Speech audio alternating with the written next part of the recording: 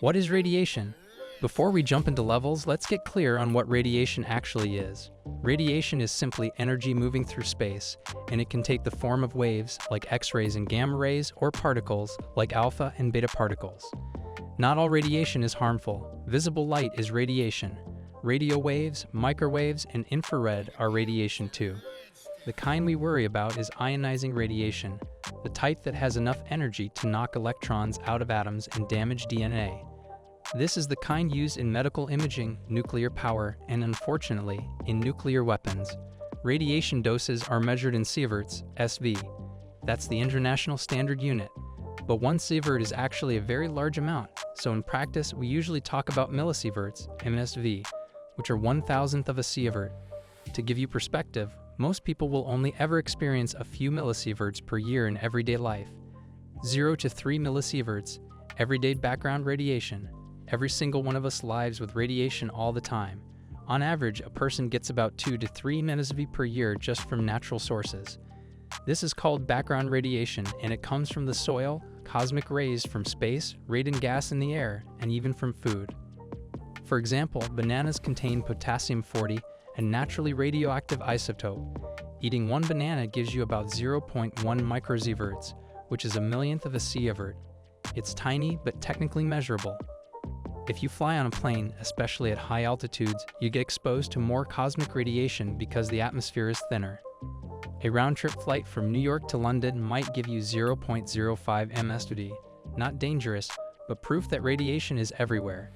10 to 20 millisieverts. Medical imaging. Now let's move up the scale.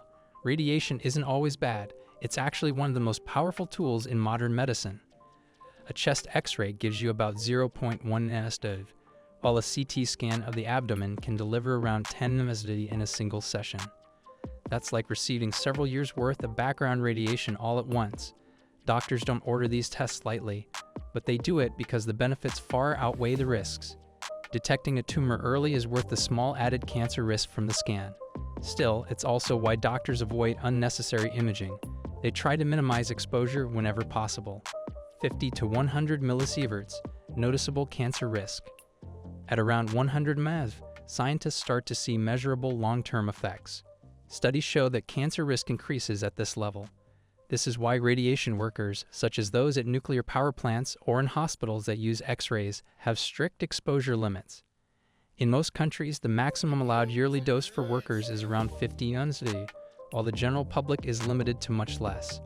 For comparison, some people near the Fukushima nuclear disaster in 2011 were exposed to between 20 and 50 MSV.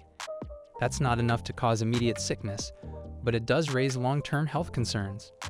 250 to 500 millisieverts, immune system effects.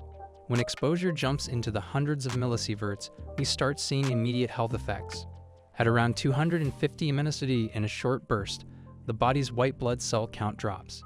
This weakens the immune system, making a person more vulnerable to infections. For astronauts, this level of exposure is a serious concern.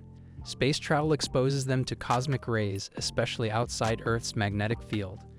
NASA actually sets a lifetime limit of around 1,000 MSV for astronauts, because anything beyond that would significantly increase cancer risk and cause long-term health issues.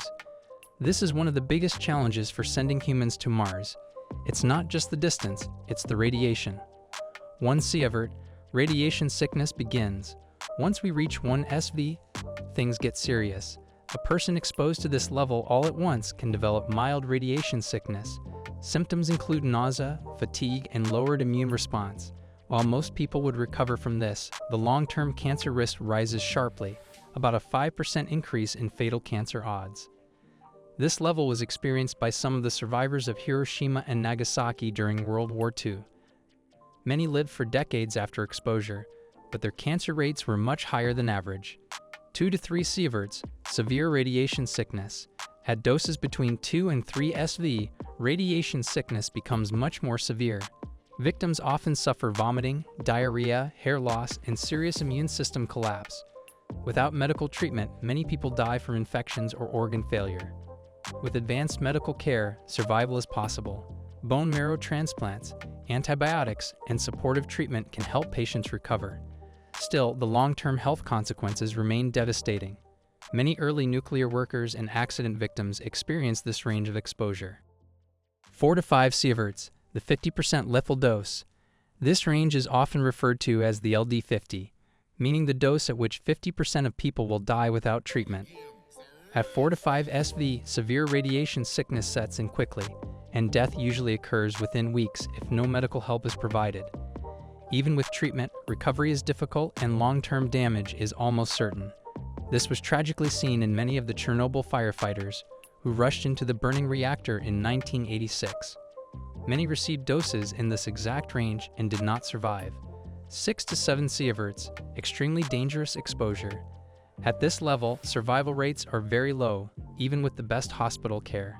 Victims suffer from gastrointestinal syndrome, where the lining of the stomach and intestines is destroyed. This leads to internal bleeding, dehydration, and infections that are nearly impossible to control. A handful of Chernobyl workers and first responders experienced this level of exposure. Despite being flown to top hospitals and treated with every available method, most did not survive beyond a few weeks. 10 sieverts, almost always fatal. Exposure to 10 SV or more is almost always fatal. The body suffers catastrophic damage at the cellular level. Bone marrow, internal organs, and the nervous system are all heavily affected. Even with immediate treatment, survival is nearly impossible. At these levels, death often occurs within weeks, sometimes days, due to multi-organ failure. This is sometimes called the immediate lethal dose. 30 sieverts and above, instant system failure. Above 30 SV, the human body simply cannot cope. The nervous system itself starts shutting down almost immediately. Victims may experience seizures, unconsciousness, and death within 48 hours. These levels are only seen in extreme accidents involving highly radioactive sources or in rare laboratory mishaps. For example, some of the workers standing right next to the Chernobyl reactor core during the explosion were estimated to have received 15 to 30 SV or more, and they died within hours or days. Putting it all into perspective, when you line up these numbers side by side, the scale of radiation becomes easier to grasp. Eating a banana gives you about 0.1 microsieverts, which is so small it's basically irrelevant. A chest X-ray is about 0.1 millisieverts, still minor, while a CT scan of the abdomen delivers around 10 millisieverts, equal to several years of background radiation all at once. Living on Earth naturally exposes you to 2 to 3 millisieverts per year, but people near the Fukushima disaster received 20 to 50 millisieverts in a short period, enough to raise long-term health risks. Astronauts face even higher exposure, with NASA capping their lifetime career dose at about 1,000 millisieverts, or 1 sievert. Once we cross into whole sieverts, the situation becomes life-threatening. Around 4 to 5 sieverts is the lethal dose for half of those exposed, while Chernobyl first responders received anywhere from 6 to 16 sieverts, levels that proved fatal within weeks. Beyond 30 sieverts, death occurs within hours. Why understanding radiation matters? Radiation often gets portrayed as something mysterious and terrifying, but when you break it down into numbers and levels, it becomes easier to understand. Most of us will only ever experience harmless background exposure or controlled medical doses. The real dangers come from nuclear disasters, accidents, or space travel beyond Earth's shield. Understanding these levels helps separate fact from fear. A CT scan won't kill you, but standing near an unshielded nuclear reactor could. Knowledge is the best defense against misunderstanding radiation.